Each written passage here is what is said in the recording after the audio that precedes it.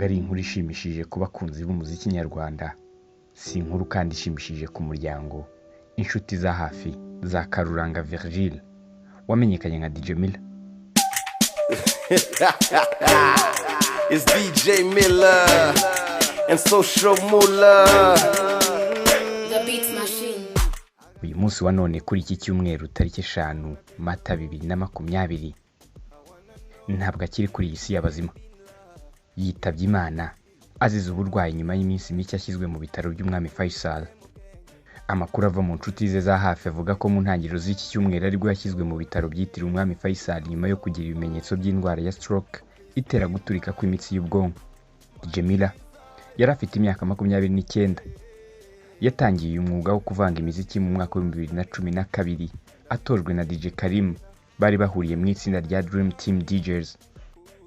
Yacuranze mu bitaramo bitandukanye bya rock events bikunze kuba harasirwamo ibishashi bitangiza umwaka, muri Waka Warrior Race ya 2015, mu birori byo kwita izina mu 2015 n'ibitaramo bya New Year's Vibes.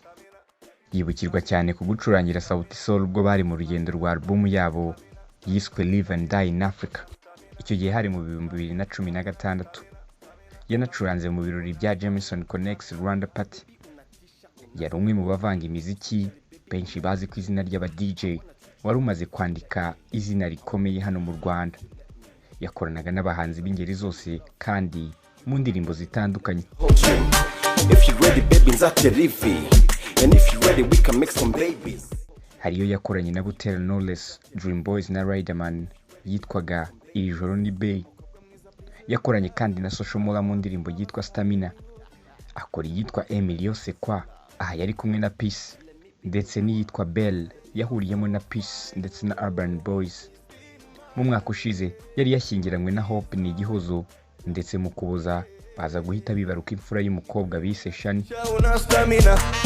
Ndabivuze nge sinjya nyina ubesha umwari nkawe ntacyo byamarira. Imana imwakire mu bayo.